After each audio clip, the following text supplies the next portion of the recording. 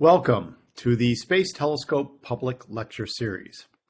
Tonight's talk, The Enigmatic World of Brown Dwarfs, Veiled Stars or Errant Planets, by Elena Manjavacas of the Space Telescope Science Institute. I'm your host, Dr. Frank Summers from the Office of Public Outreach. It is my pleasure to join you each and every month, although I'll note that this month I am joining you not from my home in Baltimore, but live from the American Astronomical Society meeting in New Orleans. This is the week of the year when the world's astronomers gather for the AAS winter meeting, and I am hosting from my hotel room in New Orleans. And so I definitely have to say a wonderful thank you to Thomas and Grant, for they're the ones taking care of all of the technical aspects of this talk. Upcoming talks, well, you will find out that there are two that are still TBD. Both February and April are TBD. February, I actually had to hold out because we have the total solar eclipse talk going on in March, and could have been February or March, so I didn't schedule February, but when I get back from AAS, I will schedule that, and it'll get posted on our website. But March is the one you're going to want to hit. Because we have a total solar eclipse in April that travels across the U.S., starts in Texas, goes out through New England. Michael Kirk, a heliophysicist at NASA Goddard Space Flight Center, and John Maple, an outreach education person at Space Telescope, will give you all sorts of information about eclipses, how you can watch this eclipse, and some of the activities related to the space telescopes that we work on. But for the February 6th and the April 2nd, those are still TBD, and I'll work on those later this month. When they are scheduled, they will appear on our website, www.STScI.edu/public-lectures. Also on that website, you can find links to our webcasts, both in the Space Telescope archive as well as on YouTube. And if you would like to sign up for our email list, we send 2 emails, maybe 3 emails a month. You can sign up by entering your email address and hitting that wonderful subscribe button. On that website, as I said, will be the list of the upcoming lectures, and each lecture gives you the information about the title, the description, and after it's been recorded, the links to the recordings. Emails, as I said, sign up at our website. An alternate way to get notifications is to subscribe to our YouTube channel. That's youtube.com. Hubble Space Telescope is all one word. You'll get new video notices and reminders of live events such as these. And finally, if you have comments or questions, you can send them via email to publiclecture, all one word, at STScI.edu. You can also follow us on social media. We do social media for the Hubble Space Telescope, for the Webb Space Telescope, and for our institute on Facebook, X, YouTube, and Instagram. I myself don't do much social media. Oftentimes it's just advertising these public lecture series. I'm on Facebook, X, and they gave me a Blue Sky account, which I will honestly say I've only used 3 or 4 times. So I'll get into that. It's 2024. Maybe that's one of my New Year's resolutions, to see what Blue Sky has to offer. All right. So the news from the universe for January 2024. And since I'm at the JWST meeting, I didn't have time to prepare extensive news stories, so I just took the holiday gifts from the STScI news team. And generally, we put out a holiday press release of an interesting image. And this year was no exception, and we did one for Hubble and one for Webb. So the Hubble holiday news image I'm calling "Good Things Come in Small Packages." Now, when we think of galaxies, this is one of my favorite galaxies. It's the Whirlpool galaxy, all right? And it's this grand design spiral, and it's just gorgeous, and it's 100 million pixels of Hubble goodness in this image. Or you might think of something like the Sombrero Galaxy, which is this big disk with this giant elliptical shaped thing. Oh, just stunning. Or then there is the galaxy Messier 82, which has this large disk and everything, but also has this blowout in the center. And these are all large galaxies. But large galaxies are not the norm in the universe. They are the norm in our heads, but most of the galaxies in the universe are actually small galaxies. And small galaxies can look beautiful too.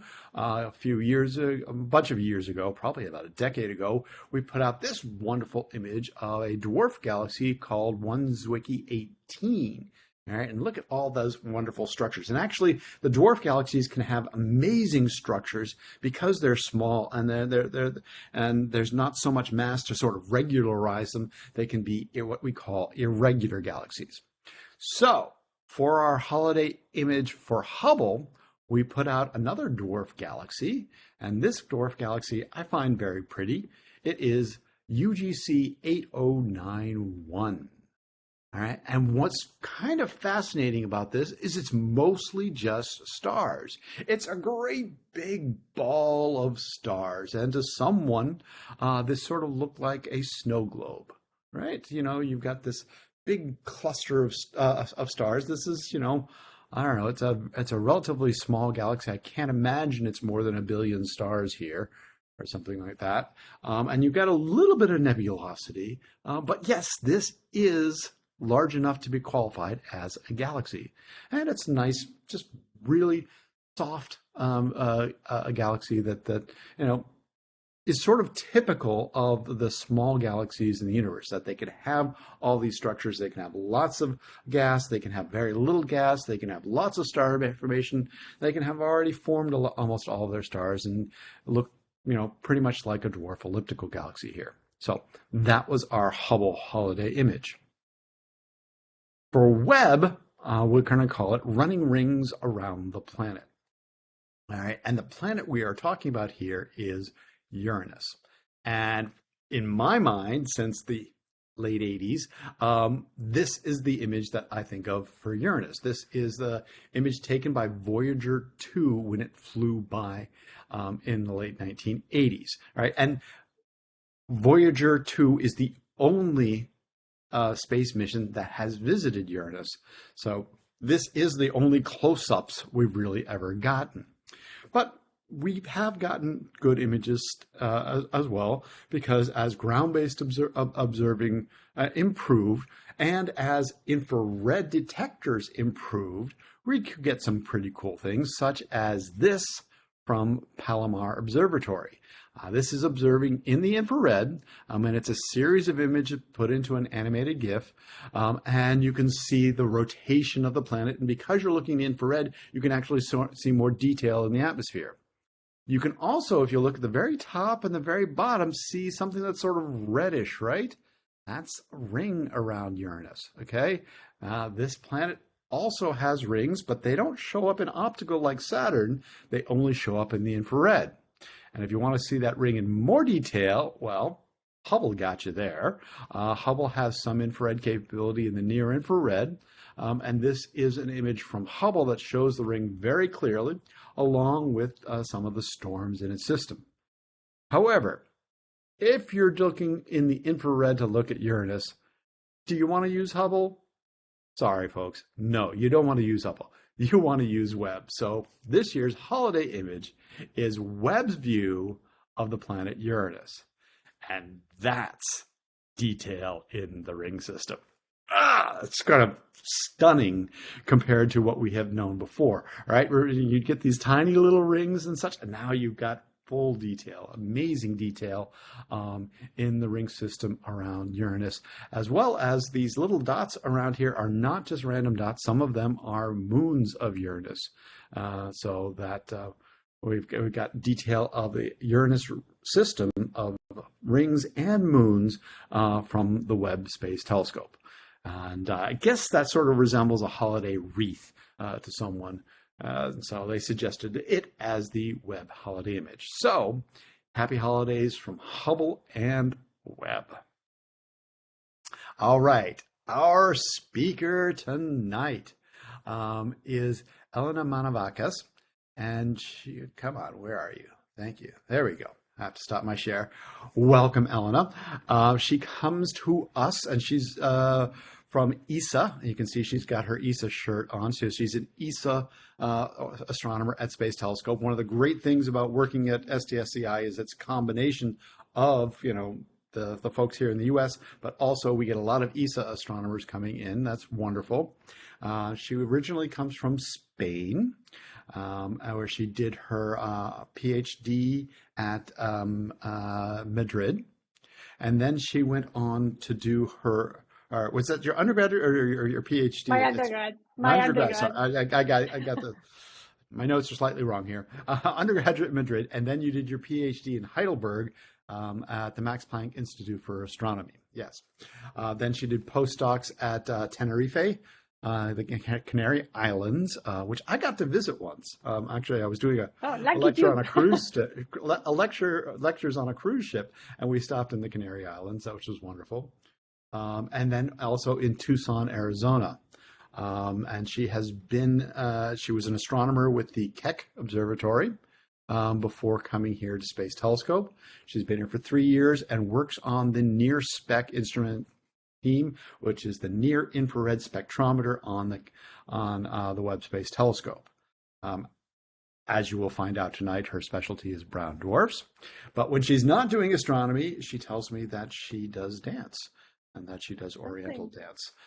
So, she's traveled all across the world to do her astronomy, and she's here tonight for us. So, Elena, please turn on your screen share and welcome to the public lecture series. Thank you very much. Thank you, Frank, for this wonderful presentation. I'm going to share my screen now. Please let me know if you can see my screen now in a minute. Everything looks good. Perfect. All right. Thank you very much, Frank, for this opportunity of presenting my research, which is my favorite topic of the world, brown dwarfs that I've been working on for more than 10 years since I started my PhD. Now I have the pleasure to be doing as an astronomer at Space Telescope Science Institute with the best instrumentation that we have in the world as astronomers. So today I'm going to talk about the enigmatic world of brown dwarfs. Are they phase stars or are they errant planets?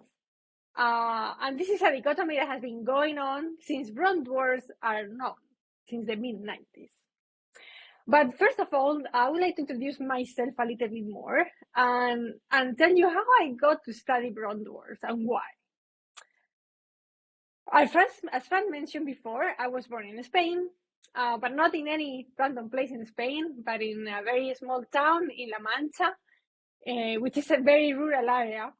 And because it's a very rural area, it's very dark in the night. So as a child, I had the pleasure to be able to see the sky, to see the Milky Way as you see in this picture. And that really inspired me to ask me a lot of questions. As a child, I would always ask me questions about everything. But the sky was something fascinating. And I was very lucky as a child to have very good teachers at middle school. And I was probably 8 when my teacher told us about astronomy. Told us that the stars that we see on the sky were actually suns or similar to our sun in a sense. And this was the mid-90s where exoplanets were not known. But he mentioned that was like a research topic that was going on back then, and that people were trying to find planets around other stars, so around the stars that we see on the sky. Well, since that day, that topic got me obsessed. And up to date, this is what I've been studying for my career.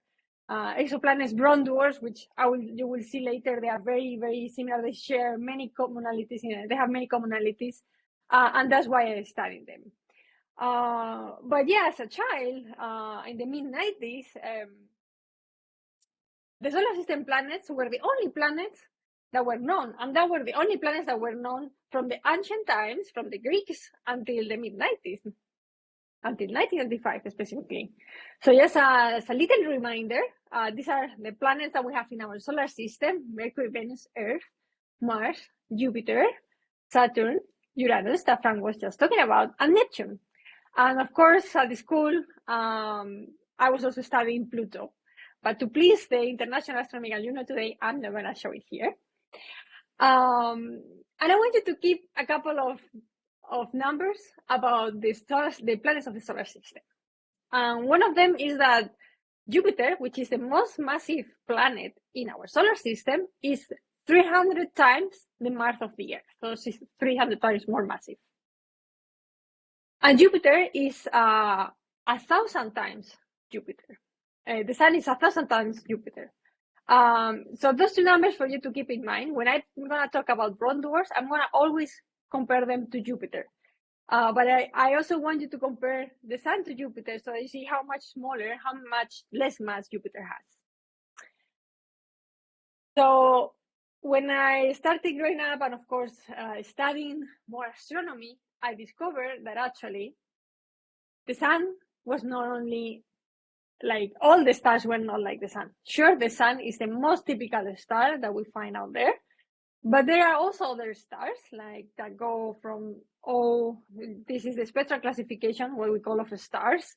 We have basically letters, and each letter refers basically to the temperature that they have. So the all stars are the hottest stars, 50,000 Kelvin. And we go all the way down to cool stars that are the M dwarfs or M stars that are about 2,300 at the minimum. So the Sun was kind of sort of in between, but it's, as I said, one of the most common that we see out there. And the coldest and the least massive stars that we knew also back in the day, I'm talking about the mid-90s, it was M stars. They were actually, as I said, pretty cold already, half of the temperature of the Sun. And also, the mass was pretty low. So 80 masses of Jupiter. Remember that I said that the Sun is 1,000 Jupiter masses. So the least massive stars that we knew were like about 80 Jupiter masses. So pretty light stars. So coming back to the general picture that we had in the mid-90s about astronomy, we knew stars, right? Like our Sun, the M dwarfs that were the least massive stars. And then the only planet we knew until the mid-90s, until 1985, was Jupiter. Jupiter mass. And there was this problem in which, in between Jupiter and the least massive star that we knew, there was no objects, right? So there were no objects known that had a mass in between Jupiter and the least massive star. No 50, no 30 mass Jupiter object, nothing. So it was weird. It's like something is missing. It seems like nature is missing something. Well, of course, nature is not missing anything. Nature is complete. But we did not find what it was in between. Of course, astronomers thought that there had to be something in between. And those are brown dwarfs. Brown dwarfs that nominally have masses between 13 masses of Jupiter and 80 masses of Jupiter. So any object with a mass bigger than 80 masses of Jupiter is a star. Any object with a mass lower than 13 Jupiter masses is considered a planet. Now, this is the nominal definition that has a lot of open questions here and there, and I will talk about some later. So, Theta 1 was one of the first brown dwarfs discovered in 1995 by the Spanish team. And Gliese 229b was the other brown dwarf discovered also in 1995 by the American team. So these were the first two brown dwarfs that basically were the first, the first discoveries. And then with time, as years passed, we discovered that there were many L's and many T's and many Y's. That is the spectral classification of the brown dwarf. So basically, more brown dwarfs and more brown dwarfs continue to be discovered.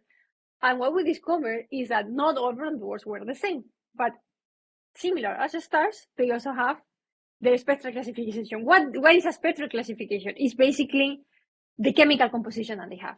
So all of them were brown dwarfs, but the chemical composition was divided in three classes. The L, that were the warmest brown dwarfs, the T, that are a little colder, and the Y brown dwarfs. The Y brown dwarfs are super, super cold, with temperature down to 300 Kelvin, or even less, as I will show later in the talk. So, all right, now we know that brown dwarfs are in mass in between stars and planets. But how are they different from stars? Why are brown dwarfs not stars? Well, for that, I will go to the beginning of the story, of every planetary system, of every star out there in the universe. Starts with something like this. This is an image of the raw Fuki star-forming region. Of course, this is an image of Webb that was released in July due to the first anniversary of Webb. And this is a star-forming region because we see that there is like the colorful gas that you see here is hydrogen gas, most of it. And there is also dust. And what is happening here is that these areas are actually quite dense. So what happens is that they start collapsing. And they start collapsing by gravitationally collapsing by forming a disk. So if we zoom in any of these stars that you see here, I'm going to do a kind of fake zoom because we actually don't have the actual zoom image. We zoom in one of these stars. I'm just taking this one as an example. What we will see is like a star that is getting formed in the very center, and around it, it will have a disk. So it will be something like this. This is the disk, and in the middle of the disk is the star that is forming, right? So the disk will be collapsing, and it will form the star. And what happens when the star is forming? That the hydrogen is starting to fuse in the center. Brown dwarfs now form in the same way. Similar image, similar video. But the problem is that the part of the cloud in which the brown dwarf is formed doesn't have enough mass to actually start fusing hydrogen. So basically, in a star, the cloud where it's formed is dense enough that when it collapses, it starts the hydrogen fusion. And in that hydrogen fusion, you release helium and release energy. And that's how stars get the energy from. That's why the sun is giving us energy. But brown dwarfs cannot do that, even though they form in the same way, in the same disk, right? And actually, after you form a star, what you find, this is especially true for very young stars, is that because they form from a cloud, from a disk, even when the star is already formed, there is some remaining of the disk around the star.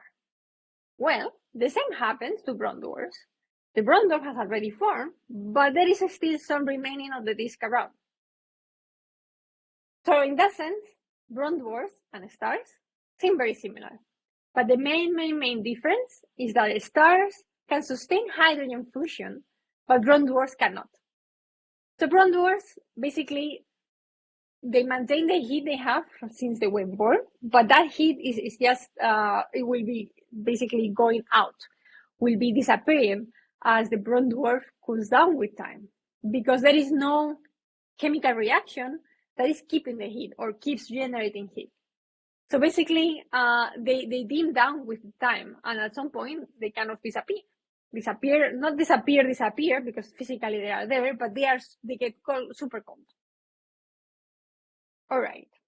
Now we said the brown dwarf is in between stars and planets. Now we know the difference in between a brown dwarf and a star. But then what is the difference between a brown dwarf and a planet? Well, again, we start from the same picture. As we can imagine, when you form a star, I said there is a disk around it, right? And in this disk, not all the material is used to form the star. So there is some material that is kind of remaining. So the star has already formed, but there is remaining of material around. What happens to that material?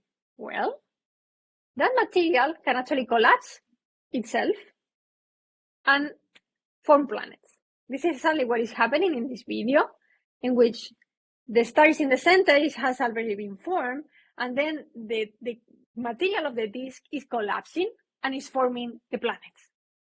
And this is what has been happening here. I'm gonna play it again, just because it's a cool video. And that's how you form planets. What does it mean? That to have planets, you need to have a star. So stars and planets are gravitationally bound. In contrast to brown dwarfs. Brown dwarfs, in general, they are not gravitationally bound to any star, right? So brown dwarfs are errant, or at least most of the brown dwarfs that we know out there are errant. I will show you now some exceptions. So they are found in installation. They are not orbiting any other star. And that's one of the main differences between brown dwarfs and stars. And planets do not have disks. They form from a disk, but they don't have disks themselves. And that's also a difference between brown dwarfs and planets. But are really all the brown dwarfs isolated? Of course, astronomy is not an easy topic, and brown dwarfs couldn't be an exception. Well, actually, this is an image of the first brown dwarf that was discovered by the American team, that is GLIS 229b. And when astronomical objects have a name and have a B, C, D, E, that means that they are companion to something. They are gravitationally bound to something else. And in this case, the first brown dwarf, GLIS 229b, is bound to a star. So the first brown dwarf that was discovered, as you can see in the Palomar Observatory image from 1934 or the Hubble image in 1995, is orbiting another star. Not the only one. We have this very, very, very famous system that is VHS 1259b, that is a brown dwarf companion to a binary star. So brown dwarfs can not only be companions to stars, but also to binary stars. And actually, this brown dwarf is very particular because it has a relatively low mass. It's below 20 masses of Jupiter. Now, what is true is that brown dwarfs, usually when they are gravitationally bounded to a star or to a binary star, they are farther from the star than planets do. Planets are usually much closer to the star than brown dwarfs. And that's why we were able to resolve some of the brown dwarfs, to see some of the brown dwarfs, because they were pretty far away from the host star. If they were very close in together, it would be more difficult. And I'm going to show you some images showing how difficult it is actually finding stars finding planets around the stars, just using the data image. So yes, not all brown dwarfs are errant, but the great majority are actually errant.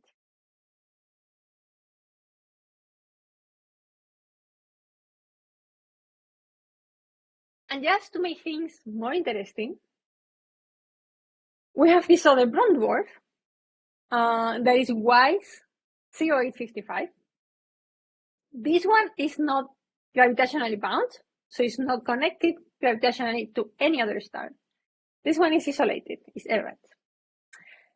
This is the coldest brown dwarf that we know up to date, and it has a temperature of 250 Kelvin. That's the temperature of Earth. That's very cold. Jupiter has a temperature of 125 Kelvin.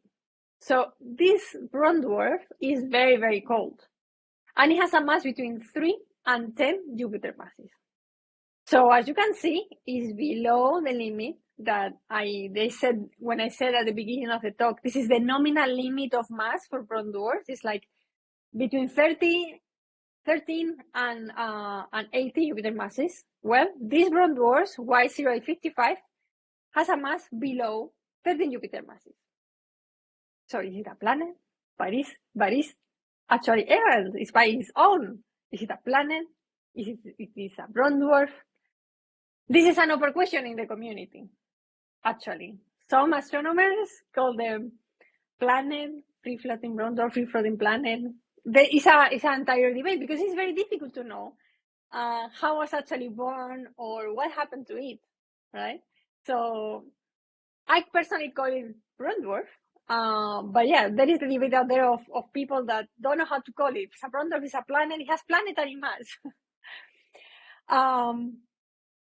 So we see that brown dwarfs are kind of confusing because there are so many types. Some are bounding, some are not bounding, some are very cold, some are very hot, as hot almost as a star. So why do we make our lives so complicated and go ahead and study brown dwarfs at all? This seems like a difficult business. Well, actually, the answer is planets. If you like astronomy, and if you have been following other astronomy outreach talks out there, you probably are familiar with this little video. That is basically a combination of images of this planetary system that is called HR 8799. And it has 4 planets, B, C, D, and E. These planets are actually pretty hot.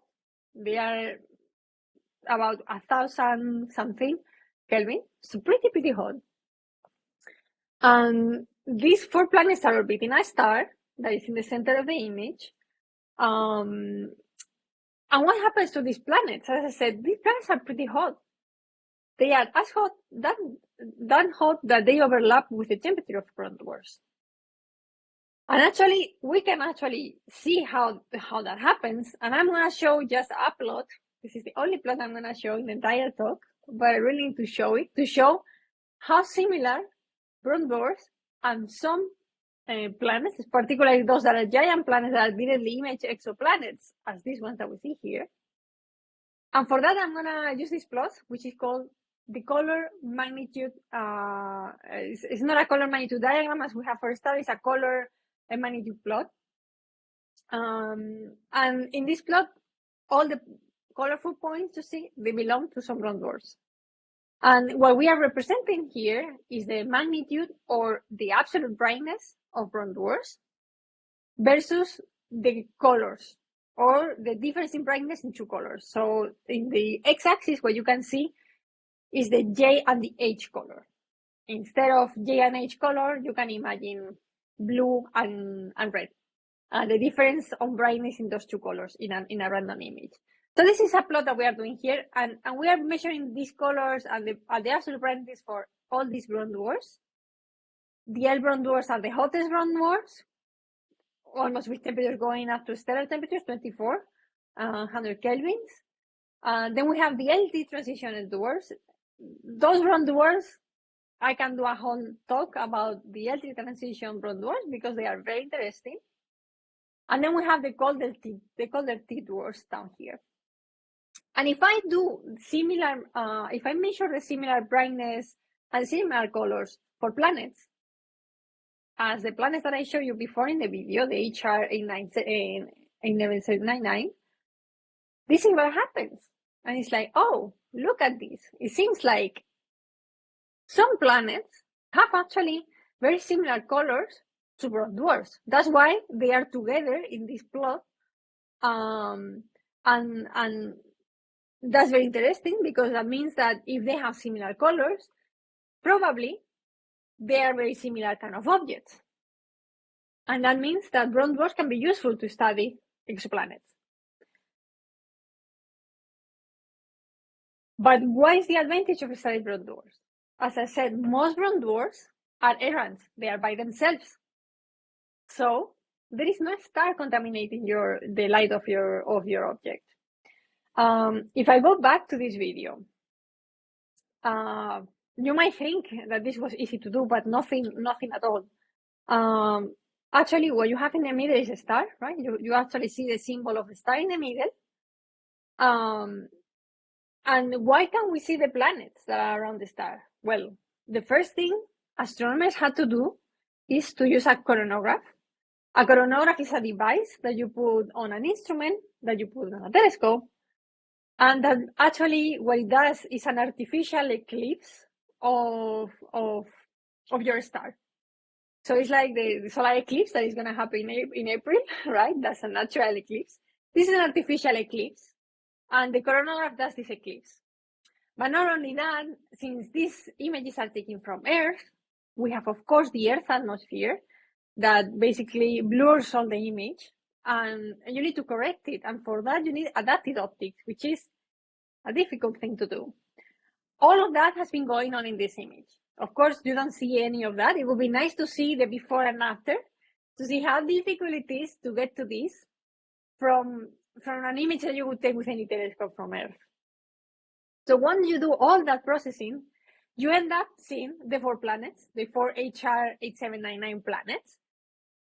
And still, they are pretty isolated, but still you can see that around the star, there are some bright points that we call speckles, that are basically due to that we have the Earth's atmosphere out there, and that of course that the light of the star is not completely blocked.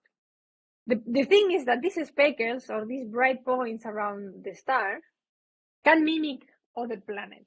So there has been cases of people that think they found a planet around a star by direct imaging, and it was one of these speckles. So it's challenging. It's challenging, right? The observations of directly imaged planets are challenging, are very difficult to do, are very costly. But observing brown dwarfs is easy because you don't have the problem of removing the star. You don't need to remove the star. The brown dwarf is all isolated by itself. So it's great that they are so similar to exoplanets, because you just can go to the brown dwarfs that you think they are going to be more similar to the exoplanets you're interested in and study those. All right, that's very good. But how do we study brown dwarf atmospheres? And here is when the near-infrared astronomy comes into place. And with the near-infrared astronomy, of course, the James Webb Space Telescope.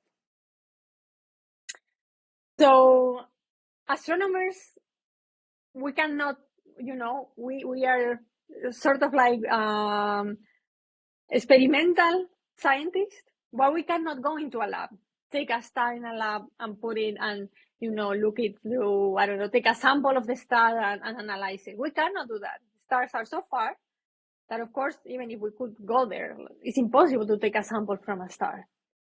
So how do we study stars? They are so far. Well, the kit for that is studying their rainbows, or also technically called spectroscopy. The rainbow. You have probably seen many times that you have a glass, a prism, and the sun is going through that glass or that prism, and you see the full rainbow of the sun, right? With all the colors from the ultraviolet to the red.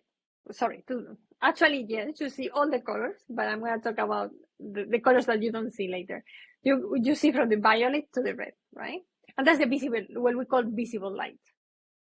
But if you go to shorter wavelengths than the violet, you find the ultraviolet. And if you go to longer wavelengths than the red, you see the infrared. And the infrared, basically, that is what we are going to talk about here, and that is important for brown dwarfs, is basically heat. And I'm going to show you how that works. But before that, I'm going to talk about what happens if you zoom in some of the parts of this rainbow. This happens.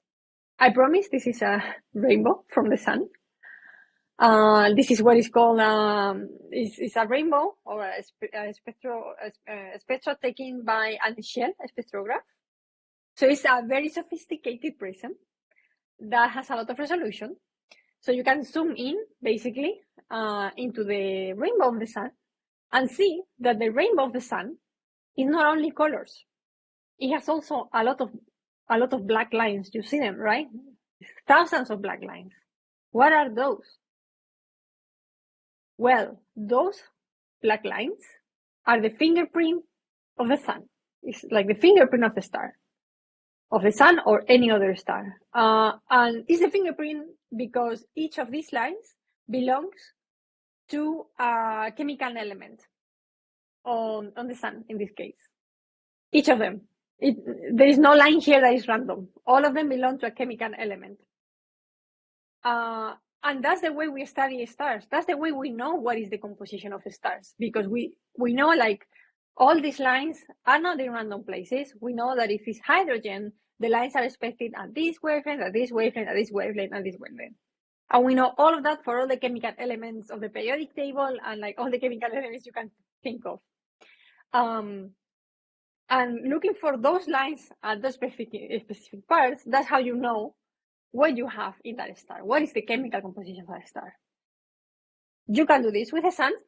You can do this with all the stars. This, as you can see, they are all the stars that I show at the beginning of the talk, since the O stars that were the very hot ones, 50,000 K, going all the way to the M stars. And you see how all of them have their dark lines, their spectral lines, and you see that they are all labeled here, each line to which chemical element is corresponding to. Good news. This is, of course, very nice to see because this is the visible light. So we still have like a proper rainbow. So it's something that we can see very easily. But we can also take rainbows and we can also see the spectral lines, these dark lines, in the near infrared. So the near infrared is the part that goes beyond the red, and that is basically connected to heat. I'm going to show you how it's connected to heat. And this is very important because, as I said, most brown dwarfs emit their light in the near infrared. Invisible light. We have two examples here of the meerkats and the crocodile. Invisible light, we see them perfectly, right? Of course, our eyes are designed to see the best in the visible because that's what we are adapted to. We are adapted to see the best under the light of the sun. Of course, we live on the planet Earth. But what happens when we look at these animals through an infrared camera? This is what happens. We know that the crocodiles have, as we call them in Spanish, they are cold blood animals, right? So that means that they usually keep their body temperature similar to the temperature of the environment where they are. That's why you don't have crocodiles in Alaska, well, as far as I know, or in the poles, right? But they are usually in warm places, right? Because they need the heat to be able to function as any living creature. And then the meerkats, they actually have heat, generate heat by themselves. And they are much warmer. That's why you see them so bright here.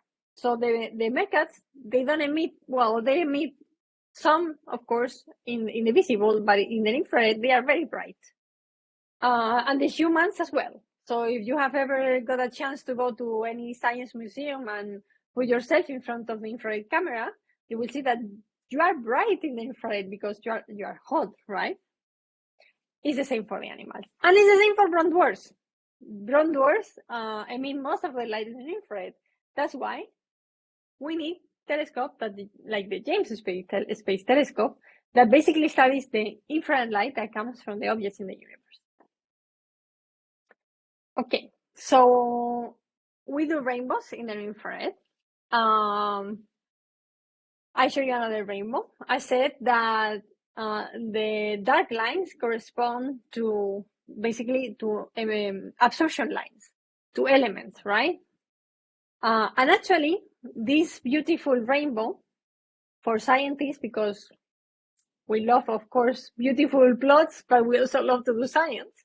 For us, it's so much easier if you just take this rainbow and basically do an horizontal cut and basically plot what we call the one-dimensional spectrum, which is basically an horizontal cut in this plot. And if you do an horizontal cut, what you would see is that where you have dark lines, there is a dip, right? So, like finding all these lines. So in each dip, you have a line corresponding to one characteristic element, chemical element in the star. This is what we actually use as scientists to study stars, because it's like you have all the information, but in a much more simple plot in a way. So it turns out that not only the spectra or the rainbows of stars of brown dwarfs tell us what they have, but also if those rainbows change with time, that might be also giving us a lot of very, very, very interesting information. So in the case of brown dwarfs, and I'm showing you a real brown dwarf spectra of the Hubble Space Telescope. This is the spectra for DROS 458c, which is also a brown dwarf, and it's also a companion to a star. And you see, this is not just one spectrum. This is many spectrum taken across around 10 hours with the Hubble Space Telescope. And you can see how the spectra change. So each spectra is a little different to the spectra that I previous before, right? That's why I show each spectra in a different color, and each of them is a little different, which is very interesting.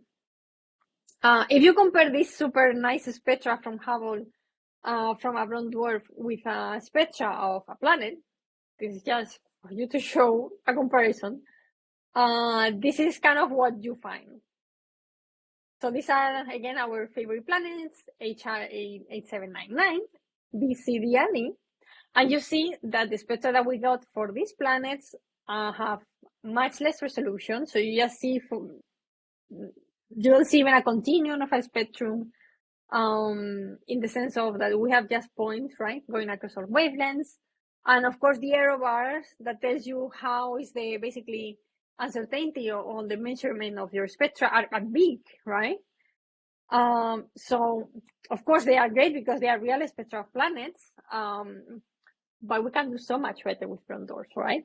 This is what we got with brown dwarfs. In a spectra like this, we won't be able to see the small variations that happen inside the spectra of the object, right? Like here, we have such a good spectra that we can see the fine variations that are happening across time. With spectra like these ones, we cannot do that because they don't have that much resolution, right? The error bars are much bigger.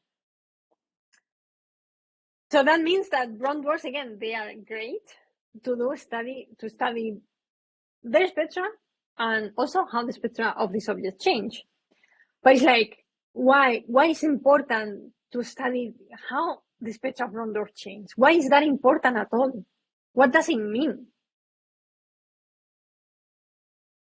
Well, it means something that is probably going to blow your mind right now.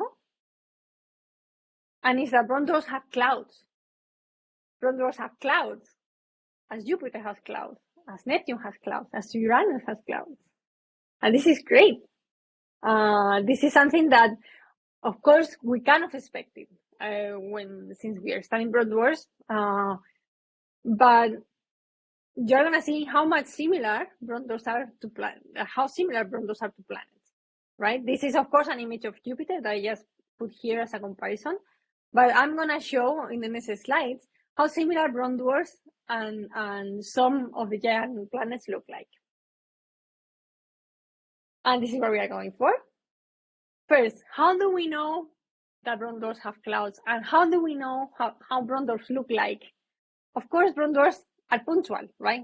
Why do we see brown dwarfs in Jupiter? Because Jupiter is not a point. It's so close to the Earth that we can resolve the surface of Jupiter, right? Or for Uranus or any of the planets of the solar system, we can resolve their surfaces because they are so close. Of course, with brown dwarfs, we cannot do that.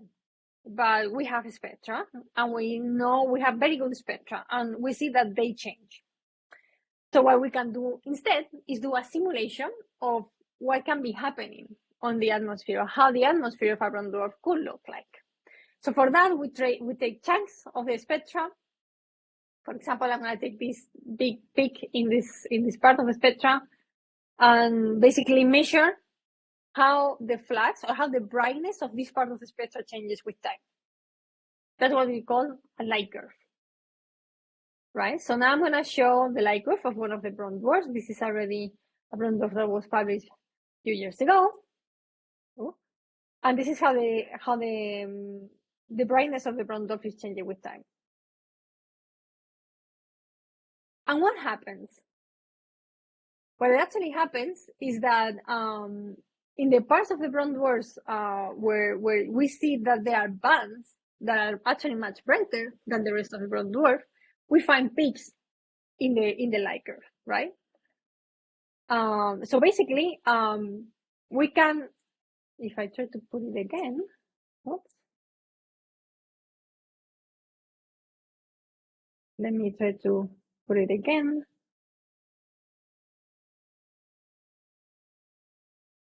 Basically, again, in the part of the light curve that is very bright, we see like the bright bands. And when it's not that bright, we see that there is no features out there. This is, of course, a simulation that we have done of the surface of the brown dwarf using the light curve, using how the brightness of the brown dwarf change with time. But this is already, I think, very nice, very cool, because actually what we are finding is that this surface of brown dwarfs look a lot alike, like, as I was saying, planets of the solar system, like Neptune, for example. We see that the simulated brown dwarf that I show in the simulated brown dwarf is the one that I show in the right-hand side, and what I show in the left-hand side is an actual image of Neptune, well, video of Neptune, taken with the Keck telescope. And we see that they have similar features in the surface. So they have bands, they have spots, and all of that evolves with time. We have seen, for example, a few weeks ago that actually Neptune is evolving, and like it was not having a lot of storms lately. It was pretty quiet. The same happens for brown dwarfs all the time. But there is even more. If instead of taking this chunk of the spectrum, we take a different part, like for example this one here that has is less bright. What happens if I do another light curve? If I measure well, it happens something very similar. We obtain the light curve, and the light curve give us how the surface of the object could look like. Now, and this is the most interesting part, the light curves done at different parts of the spectra, with different parts of the spectra, don't look necessarily the same. And why is that? Well, what is happening here is that we are actually looking at different depths into the atmosphere of the brown dwarf. So the atmosphere of the brown dwarf is changing, like the cloud patterns inside the brown dwarf are changing as we go down in the atmosphere of the brown dwarf. And this might not surprise you if you like to see images of Jupiter at different wavelengths, like for example, these ones.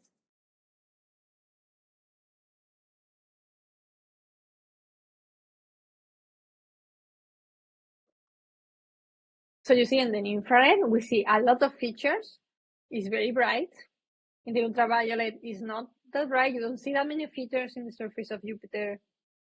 And it's something in between the visible. That's because the infrared is actually tracing the deeper atmosphere of Jupiter, while the ultraviolet is tracing the upper part of the atmosphere of Jupiter. And if you would do a light curve of Jupiter in these different wavelengths, in these different ranges, it would change. And it would change because the characteristics of the atmosphere change. The map of Jupiter changes with wavelength. Because we are looking at the end, with each wavelength, we are looking at different scales, at different depths in the atmosphere of Jupiter. The same happens to brown dwarfs. A couple of years ago, I was lucky enough to be able to discern the cloud structure, the cloud layer structure of a brown dwarf. This was a press release that we did in 2021 about how are the different cloud layers of a brown dwarf, this brown dwarf specifically, that is actually a pretty warm brown dwarf. And what we can see is like, well, first you can check on the right-hand side the depth in miles from the bottom of the brown dwarf up to the top of the atmosphere. And you see that we found that we had 3 layers of clouds, all of them silicate clouds, so magnesium silicate, phosphoride, and aluminum oxide. And actually, we also check the variability at different wavelengths that tell us that yes, we have these 3 layers of clouds that are producing the changes in brightness that we observe for that specific object. So this is very exciting because brown dwarfs, yeah, they are 3-dimensional objects like Jupiter, like any of the solar system planets that we have, especially giant planets. And of course, since this object evolved with time, and as I said, the clouded structure, the map of our brown dwarf evolves the same way that the Neptune map evolves with time. What we know that is happening is that there is actually weather happening in brown dwarf atmosphere. So there are like rains, there are storms, same way as they happen in the atmospheres of the solar system. But if that was not enough, brown dwarfs also show auroral activity, just as Jupiter does. And this is a specific example that was done for very fast rotating brown dwarf. So if Jupiter has a rotational period of 10 hours, this specific brown dwarf had 1.1 hour rotation period, but it's much more massive than Jupiter. But actually, this brown dwarf show auroral activity. And we know that because this specific brown dwarf was emitting in the radio. And when there is radio emission, that's most likely due to auroral activity in the atmosphere of a brown dwarf, of the brown dwarf.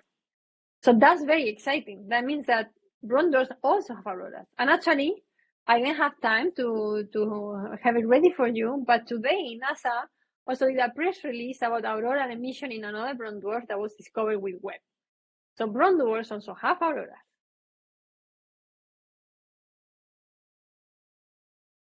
So that we can picture something like this. But of course, this is, again, an artistic picture. So this is all super exciting. Brown dwarfs share so many commonalities. Well, with planets for sure, but also with stars. So coming back to the initial question, are brown dwarfs face stars or Errant exoplanets? So we have brown dwarfs here. And then I'm going to show planets and stars and some of the characteristics that we have for brown dwarfs. So, okay, brown dwarfs. If we take into account the formation mechanism, they look more like stars or like planets. Well, we have seen that it's mostly like stars. But actually, we have also seen that they are brown dwarfs that are together and have a hot star, basically. So they are gravitationally bound to a star. So, well, they might be actually, those brown dwarfs might actually form like planets. Although the truth is that we don't know and it's very difficult to prove. But we can say that, okay, we have been like, probably there are some brown dwarfs that form like planets, probably some brown dwarfs form like stars. That's why they have a host star. Fine. This bearing. So we know brown dwarfs have this, and stars have this as well. They orbit a hot star. So only planets orbit a hot star, no stars. Can be, but not the case.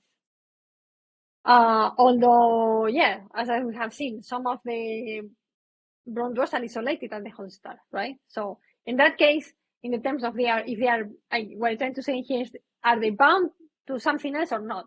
So some of them are, some of them are not. Clouds, which is a characteristic unique for planets. Yes, we have clouds in brown dwarf. And auroral activity, which is something characteristic of planets, and we also have. So brown dwarfs share characteristic with both, with planets and with stars. But I think at this point, probably a more useful question that we need to answer is not if they are more similar to stars, to planets, or what's going on, but how can we use brown dwarfs to understand other astrophysical objects? And in this case, I have shown you that brown dwarfs are particularly useful to understand exoplanets atmospheres because they are so much more, because exoplanets are so much more challenging to observe than brown dwarfs.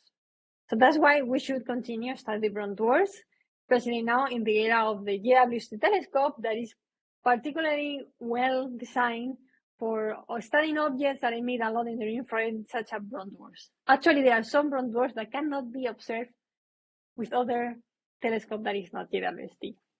So for sure, there are a lot of open questions that still we have about brown dwarfs that we hope to be answering in the next decade or in the next 2 decades. And yeah, other than that, the only questions remaining is those that you guys have for me. So thank you very much. Huh.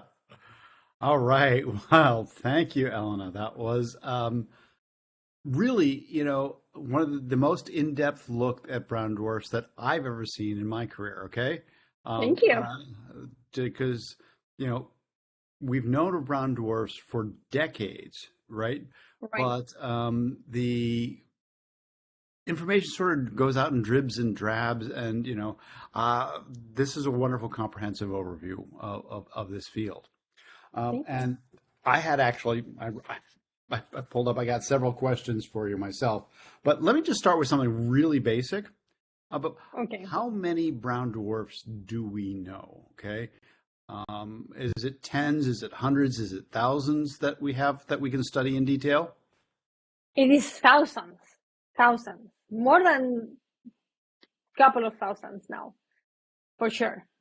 So it's thousands. Since we discovered brown dwarfs, we, as I said, the color magnitude diagram or similar to color magnitude diagram of a star that I show in the talk, we started populating those. Like we started doing like a lot of, like for example, the 2-mass survey that was basically looking the entire sky and measuring the colors that I mentioned of all the objects that were discovered, and that's how we started pinpointing, oh, this could be a brown dwarf, this could be a brown dwarf, this could be a brown dwarf, and then all of them were being confirmed. So yeah, in the last 25, well, I guess more 30, 30 years now, we have discovered between 2,000 and 3,000 brown dwarfs. Wow. Okay, so why don't you stop your screen share? Right. And then we've had questions. We've had folks watching on YouTube, and we've had questions in the YouTube chat that Grant has been following to ask about it. Although I am going to ask another question, okay? Because I followed the development of the L dwarfs and the T dwarfs, okay, and it's sort of like a continuation of the stellar main sequence down to the substellar range, right? But you notice this sort of LT dwarf. There's a color transition where it stays at the same brightness, but it Right. changes color on this LT dwarf, and so as an astronomer, that first thing that says is, well, all right, there's got to be some sort of physical process that's occurring that causes it to change over in this LT dwarf transition. So can you illuminate that for me? For sure. So basically, what is happening in there is that L dwarfs are particularly cloudy, but T dwarfs are not. T dwarfs actually they have clouds, but very deep in the atmosphere. So what is happening in that transition is that the clouds are basically raining out to the deeper atmosphere. That's why they are basically disappearing, out of like disappear, or like the transition goes from red basically to blue. And that's what is happening in that transition. So the temperatures don't change dramatically, but it's just when all the clouds rain out, and that's why you see this shift in blue.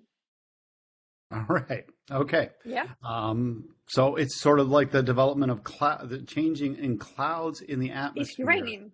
It's Right. raining, and actually, what you actually see in those LT transition objects is that they are very variable. Like the brightness, their brightness change crazy. We have like some of them that change by 25% or more.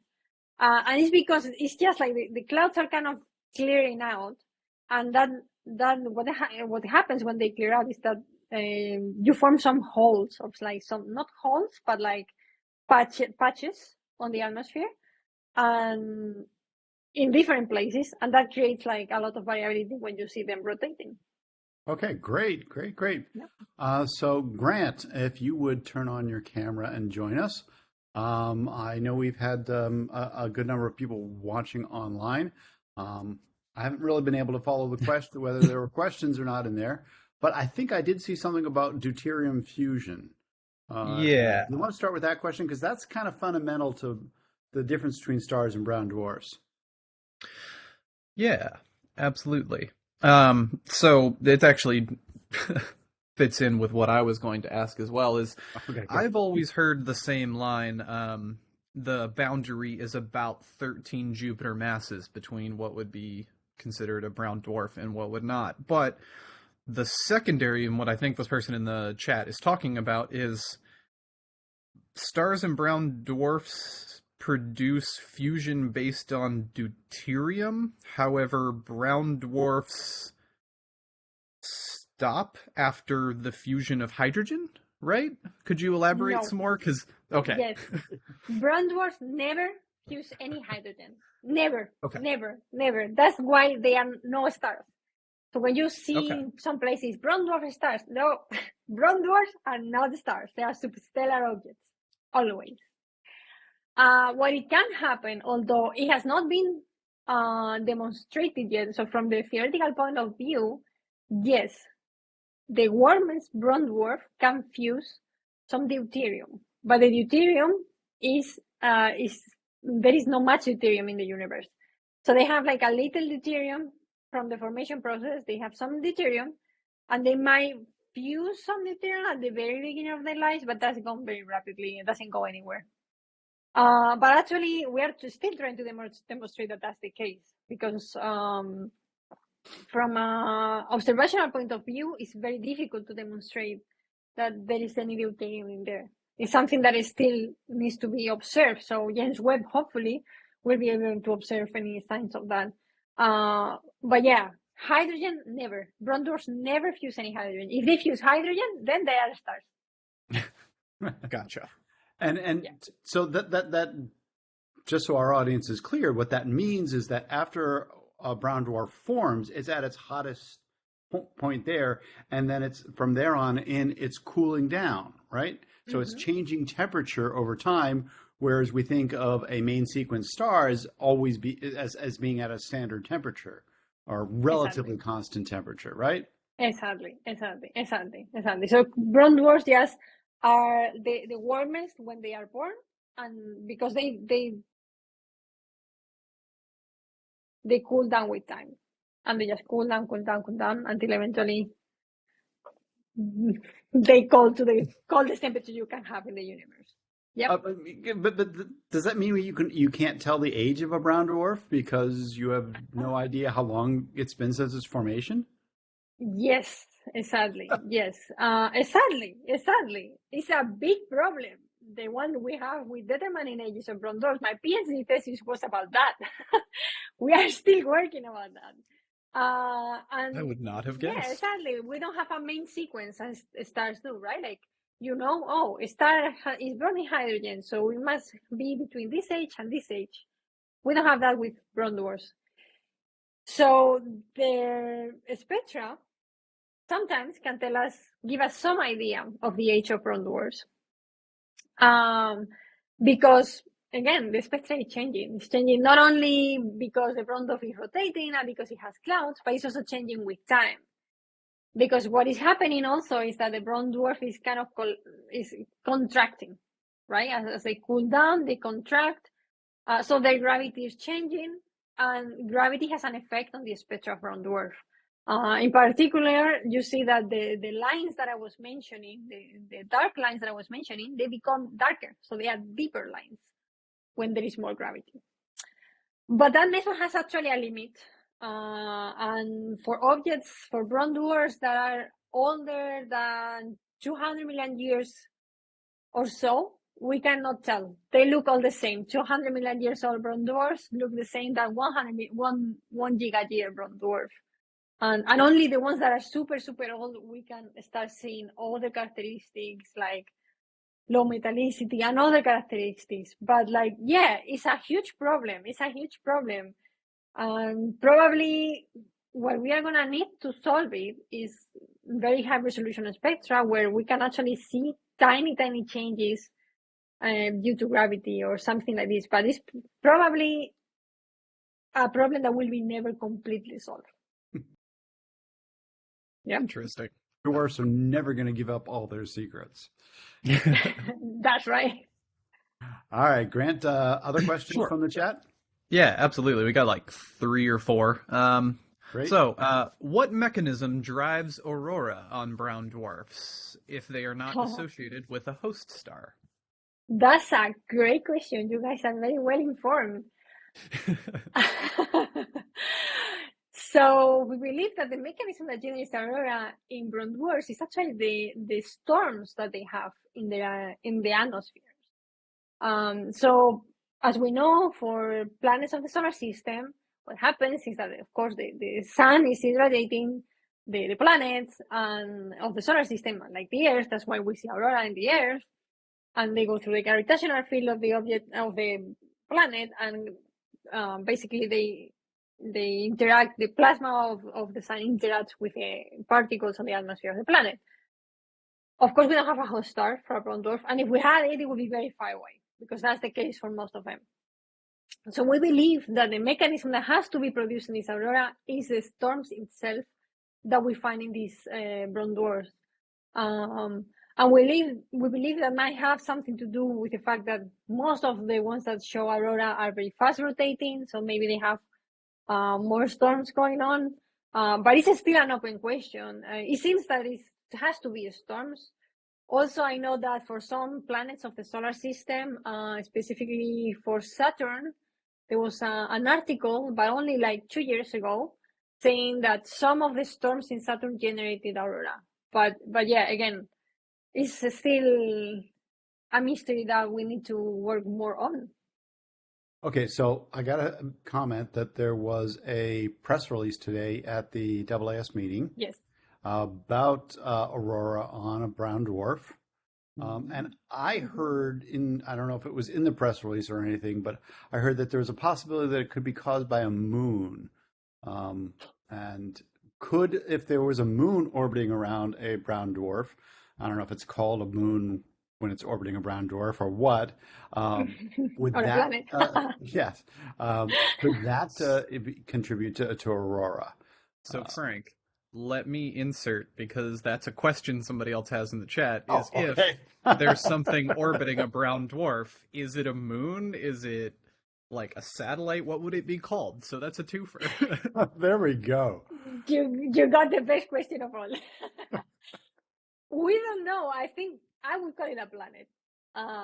But again, I think what we are trying to do here is like to classify new things that we know in the universe in things that are familiar to us, like planets and stars. But maybe we need to do a new entire classification, or like new entire group for like brown dwarfs and stuff like, oh, but this is a planet. I would call it a planet in particular, but some people call them moons. The thing is that doesn't matter. It could happen that there is something orbiting a brown dwarf. It has not been found until yet, a clear evidence. There are some articles that seem, especially one the last year, said that, oh, we found this feature in the light curve from this brown dwarf, and it might be a moon. But the truth is that it's very difficult to tell. And again, we will need something like the JWST to tell us if that's the case or not. It could be another option. Okay. But it's interesting. It's interesting that if it's only moons, the brown dwarfs in which we find auroral emission, they are mostly fast rotating. So why only fast rotating brown dwarfs have moons? No, that doesn't sound right. But yeah, I wasn't aware that there were brown dwarfs that were rotating. You said 1 hour. Yes. Wow. I mean that's news to me. That's cool. I mean, I knew Jupiter was 10 hours and such, but as you got bigger, somehow I expected it to slow down, like as you approached like the rotation speed of stars. Right. So no. Some of them go very fast. Not all brown dwarfs are so fast. So this is the fastest one, 1.1 hour. And there are some that go 24 hours or even more. So it's also a huge span. And that also depends on the age, actually. Okay. Gotcha. What next, Grant? Next up, is the cooling timescale of brown dwarfs greater than the Hubble time? We got some good people in our We have audience. some really good chat. Okay, for people to just pop out, is it better longer than the Hubble time? Yes, I'm so proud of my audience. You guys are really well informed. It's only a few giga years. Basically, the cooling. I mean, of course, when they will reach like the zero absolute temperature, I don't think anybody has actually looked into that. But after a few giga years, they are mostly pretty low in temperature.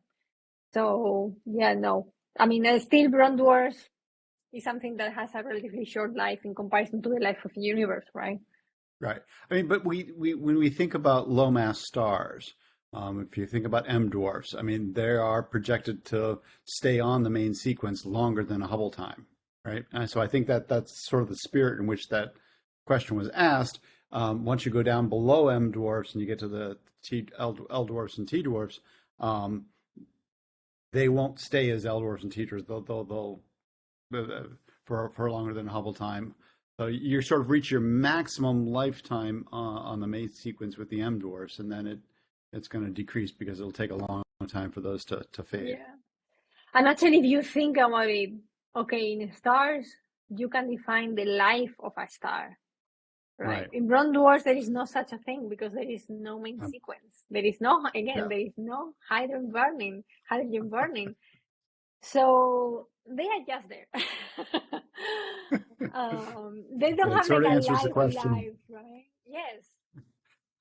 Or begs the question of whether it's better to burn out or fade away, right? And brown dwarfs definitely just fade away. For sure. So I've got two more, potentially just one, depending on our time, Frank.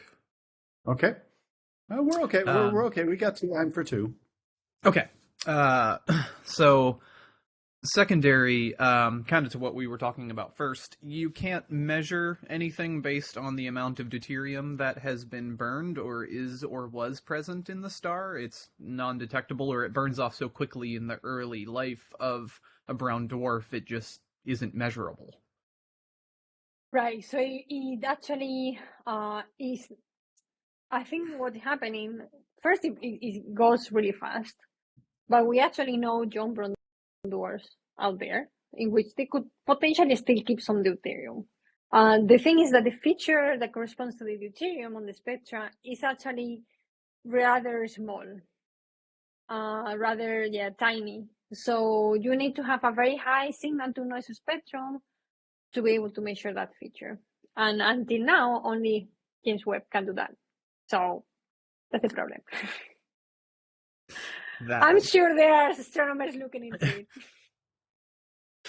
All right. So actually, Grant, I want to jump in with one more question, because when you looked at those peaks and you saw the changes in just one brown dwarf spectrum, there are several peaks that you could measure in terms of the changes, right? Do each of those peaks correspond to particularly, or at least a supposed ice crystal structure in the brown dwarf, or a cloud composition structure in the brown dwarf? Because we're used to thinking of the ammonia ice, or the magnesium, or the other different elements in these crystals in the atmosphere. Right. Yes. So in the spectrum that I show of the brown dwarf, what you could see, basically on the peaks, on the very top of the peaks, you have like the methane absorption. The Hubble spectra is a great spectra because they have very high signal to noise, so the errors are super tiny, so it's great. But the resolution is not that huge. For that, JWST is much better. But still, like the big molecular absorptions you can see. So the big absorption that you see there is water, and then there is also methane next to the water, basically in the spectrum. And then if we have higher resolution, we should be able also to see that is potassium, that there is sodium, and a longer wavelength. So it's something that you will see with NIRSPEC and JWST. You will see CO absorptions. You will see more methane, and probably if you go to the more mid-infrared, where MIDI on board JWST is observing, you will also probably see some silicates at 10 microns and things like this. So it's full of spectral features. Yeah, I should have shown you the spectral features, but yeah. No, I mean, it's just great because not only are we able to say, hey, there are clouds on these brown dwarfs, we're able to say what the composition of those clouds are Exactly. and the changes in those clouds. And that's just really cool, you know? Exactly. It's amazing that we have so much information from this object. It's amazing how we can get all this information. All right. You said we have one more question, Grant? Yep. One more question, and I think we'll tack on the second part to this. What would be some recommended reading material on brown dwarfs for our audience? And what's your favorite observation that you've had this last year? Oh my God. Okay, I'm going to start by the second. Okay. Because JWST is doing awesome observations of brown dwarfs.